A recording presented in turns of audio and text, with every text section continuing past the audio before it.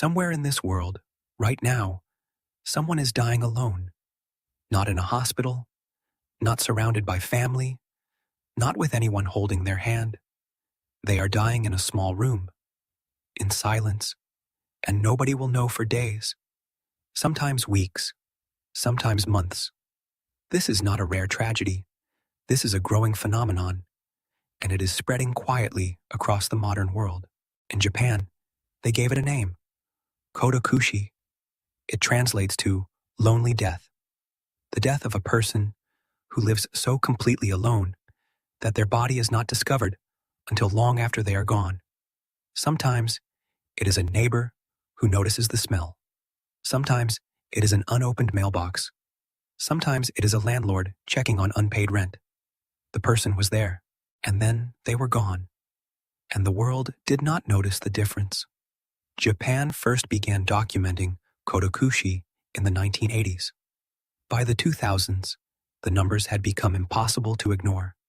Today, more than 30,000 people die alone in Japan every year, their bodies undiscovered for an extended period.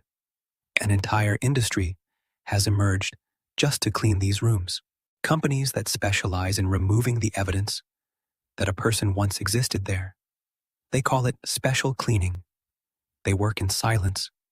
But Japan is not alone in this. In the United Kingdom, more than 2 million people over 75 live alone and go more than a month without speaking to a single friend or family member. In 2018, the British government appointed the world's first Minister for Loneliness, a position created because loneliness had become a national health crisis. In the United States, the Surgeon General declared loneliness an epidemic in 2023. Not a feeling, an epidemic, with health effects equivalent to smoking 15 cigarettes a day. These are not statistics about sadness.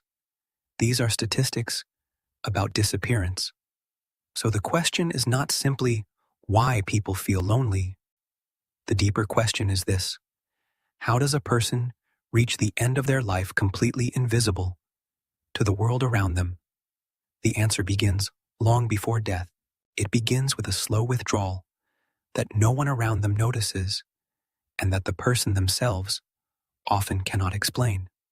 Psychologist John Cacioppo spent decades studying the neuroscience of loneliness. What he found was deeply unsettling. Loneliness is not just an emotion, it is a biological state. When the brain detects prolonged social isolation, it shifts into a threat response. The isolated brain becomes hypervigilant. It reads neutral faces as threatening. It interprets ambiguous signals as rejection. It makes connection feel more dangerous than isolation. Loneliness rewires the brain to avoid the very thing it needs most. This is the trap. The longer a person is isolated, the more their brain convinces them that people cannot be trusted, that reaching out will lead to rejection, that it is safer to stay inside.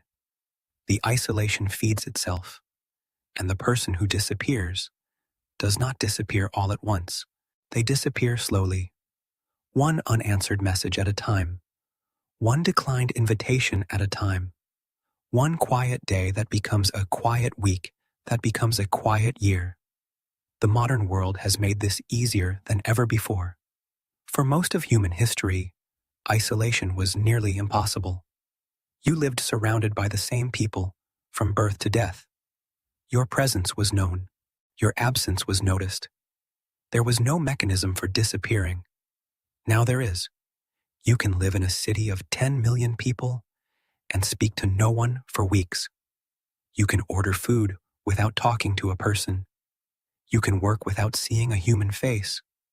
You can fill every hour of silence with a screen that asks nothing of you.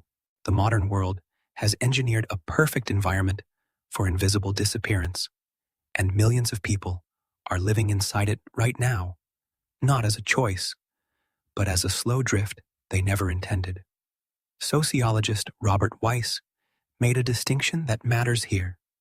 He separated two types of loneliness: social loneliness, the absence of a social network, and emotional loneliness, the absence of deep, intimate connection. A person can be surrounded by people and still experience profound emotional loneliness. They can have hundreds of contacts on their phone and feel completely invisible. This is the loneliness that does not look like loneliness from the outside. The person shows up, they function, but inside, there is a growing sense that no one truly sees them, that they could vanish and the world would continue without a pause. For some people, that sense becomes a self-fulfilling truth. The kodokushi phenomenon is no longer only about the elderly. Increasingly, it is affecting people in their 40s and 30s. In Japan, researchers began noticing a rise in lonely deaths among middle-aged men, people who had structured their entire identity around work, who had allowed every other relationship to slowly fade, and who, when the work ended, found themselves with nothing, no community, no intimacy, no one who knew their name. This is not a Japanese problem.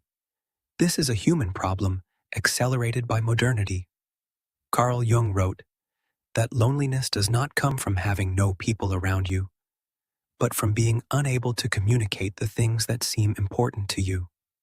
The person who dies alone in a small room did not necessarily fail to find people.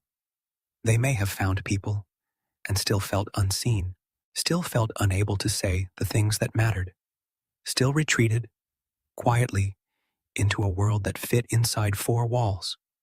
Viktor Frankl observed that the greatest human fear is not death. It is the fear of a life without meaning, the fear of existing without mattering. A lonely death is that fear realized, not just dying, but having lived in a way that left no mark on anyone. Kodokushi is the end of a long story that begins much earlier. It begins the first time someone decided it was easier not to reach out. It begins the day someone realized no one had checked on them and felt somewhere beneath the surface a small and terrible relief. It begins in ordinary silence, and it ends in a room that no one opens for a very long time. You are not that person, but you know the silence. You have felt the pull of it, the way it gets easier to stay inside, the way the days blur together, the way the only constant becomes the screen in your hand, and the quiet understanding that no one is waiting for you. That is not a small thing to feel. That is the beginning of something worth paying attention to.